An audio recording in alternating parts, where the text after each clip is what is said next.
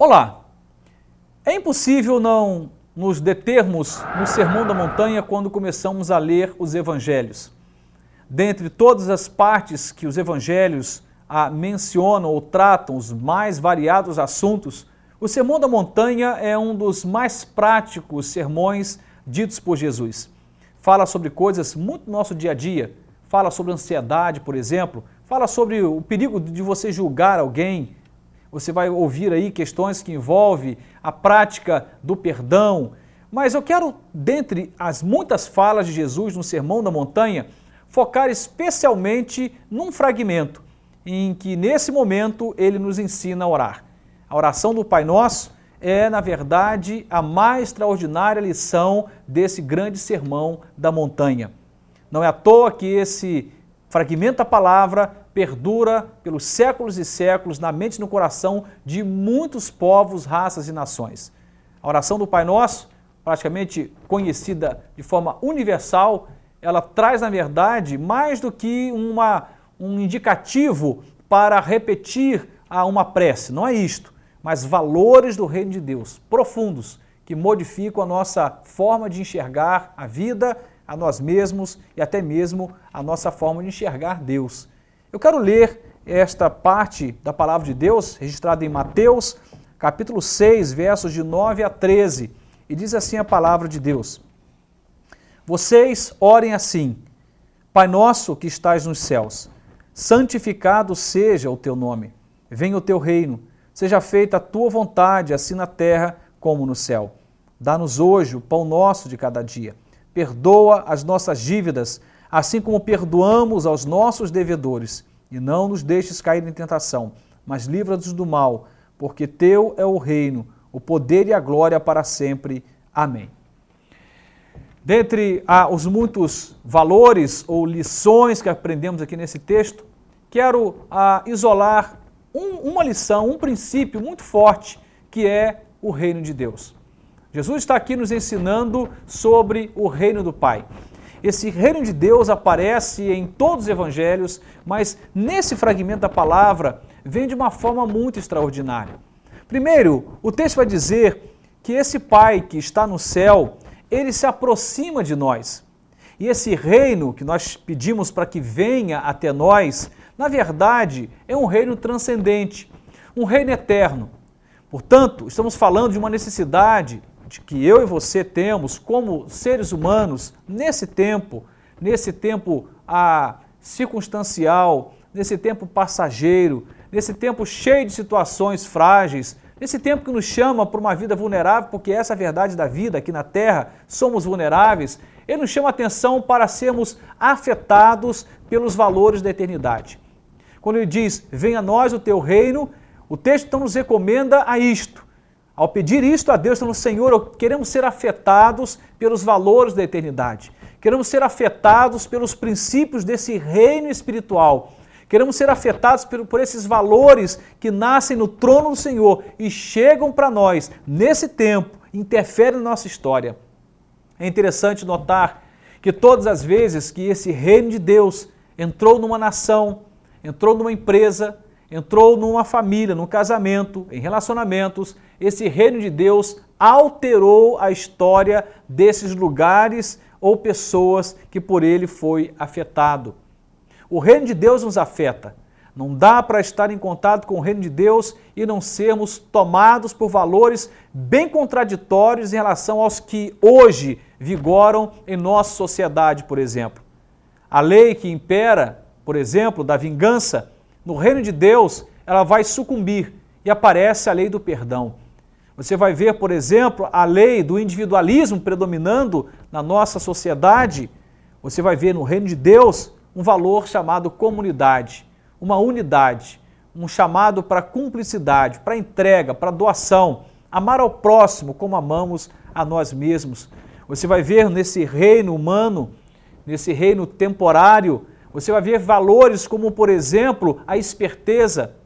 É muito comum as pessoas quererem levar vantagens umas sobre as outras, enriquecerem ilicitamente, mas nesse reino de Deus, a palavra nos chama para a justiça, para a prática da honestidade, da lisura, da transparência. Em outras palavras, quando entramos em contato com o reino de Deus, entramos em confronto com quem somos e o tempo em que vivemos e os valores que nos cercam. Há um grande conflito, um choque, e um choque poderoso que nos afeta, que nos transforma. Por isso muitas pessoas recusam uma aproximação de Deus, muitas pessoas recusam uma intimidade com a palavra, com a oração, porque elas sabem, e nós sabemos, que entrando em contato com a intimidade de Deus, entrando em contato com a palavra de Deus, com a vida de devoção a Deus, o reino de Deus chega até nós e ele nos afeta. E aquele que era vingativo agora aprende a ser perdoador. Aquele que era desonesto agora aprende a agir com honestidade, com dignidade. Aquele que era agressivo agora aprende a ser amoroso, afetuoso. Aquele que queria tirar vantagem de tudo agora aprende a repartir, aprende a doar-se. Aquele que era maldizente agora aprende a falar o bem. Aquele que ignorava a existência de Deus é aquele que agora vê Deus em tudo. O reino de Deus nos afeta. Eu me recordo de uma experiência que eu vivi. Estou com 41 anos, voltando na linha do tempo aí, aos meus 17 anos, entrei em contato com o Senhor. Eu tinha concepções muito antagônicas, completamente distintas dos valores do reino de Deus. Mas o reino de Deus atravessou a minha vida e aos poucos fui mudando a forma de pensar, de sentir, de tomar decisões, de enxergar a Deus, a mim mesmo, as pessoas. O reino de Deus nos afeta. Como diz lá em Romanos, texto já lido anteriormente, a Bíblia diz, pois o reino de Deus não é comida nem bebida, mas justiça, paz e alegria no Espírito Santo. O reino de Deus, ele fala de governo, ele fala de um governo soberano de Deus sobre a nossa vida. Só tem reino de Deus quando o nosso ego ele é sujeito ao Calvário, quando o nosso ego ele é submisso ao poder do Deus que se fez carne e habitou entre nós e que morre no Calvário e que ressuscita dentre os mortos. Estou falando de Jesus Cristo de Nazaré. Só tem reino de Deus quando morre a nossa vontade, predomina a vontade do Senhor, que é boa, agradável e perfeita. Só tem reino de Deus quando a minha verdade dá lugar à verdade eterna de Deus. Só tem reino de Deus quando os meus valores, os meus pensamentos, os meus sentimentos estão debaixo da liderança dos pensamentos, valores e sentimentos que o Senhor tem para mim. Até porque a Bíblia diz que quando falamos de futuro, Deus já planejou para mim e para você. Ele sabe o futuro que tem para mim e para você. Ele tem planos para nós, planos de paz, planos para nos dar aí esperança. Deus está cuidando do nosso futuro. Portanto, quando a Bíblia nos orienta a orar, ele diz, Pai nosso que estás nos céus, santificado seja o teu nome, venha a nós o teu reino, seja feita a tua vontade, assim na terra como no céu. Ele está dizendo de uma necessidade que nós temos como seres humanos de sermos afetados pelo reino de Deus. Deixa eu dizer uma coisa para você, o reino de Deus não é a igreja em si. A igreja, ela compartilha do reino. A igreja, ela toca no reino. A igreja, e ela está ligada aí a muitas denominações, manifestações múltiplas da fé, vários endereços diferentes. Aí nós temos aí várias igrejas, igreja batista, presbiteriana, assembleia, e aí por diante, são várias igrejas. Elas não representam totalmente o reino de Deus. Elas falam do reino, elas tocam no reino, mas o reino de Deus é muito maior do que um templo. O reino de Deus é muito maior do que uma denominação. O reino de Deus é muito maior do que uma liderança eclesiástica. O reino de Deus não pode ser contido em quatro paredes. E é esse reino de Deus que nos afeta. O governo de Deus na nossa vida. Se a sua vida familiar não vai bem, tenho certeza, está faltando o reino de Deus ali. Porque quando o reino de Deus entra na família, ele altera a concepção desse marido, dessa esposa, dos filhos, dos pais. Ele muda, ele modifica a interpretação que cada um faz, por exemplo, dos problemas que enfrentam no dia a dia. Se o reino de Deus nos afeta, uma das questões que é alterada é a nossa visão e o nosso discernimento. Por exemplo, se você está fora do reino, você vai atribuir culpa ao outro. Se você está no reino, você começa a entender claramente que a luta não é contra pessoas, mas contra principados e potestades. Isso só para ilustrar, para você entender. O reino de Deus nos tira do materialismo e nos faz entender que pessoas valem mais. Nos tira do materialismo, nos faz entender que os tesouros do céu podem ser um grande investimento. Eu não sei se você já foi afetado pelo reino de Deus, Mas o reino de Deus nos afeta quando o Pai que está nos céus agora está dentro de nós, através de Cristo, seu Filho. Porque Ele e o Filho são uma só pessoa, diz lá no Evangelho de João. O Pai e o Filho são uma só pessoa.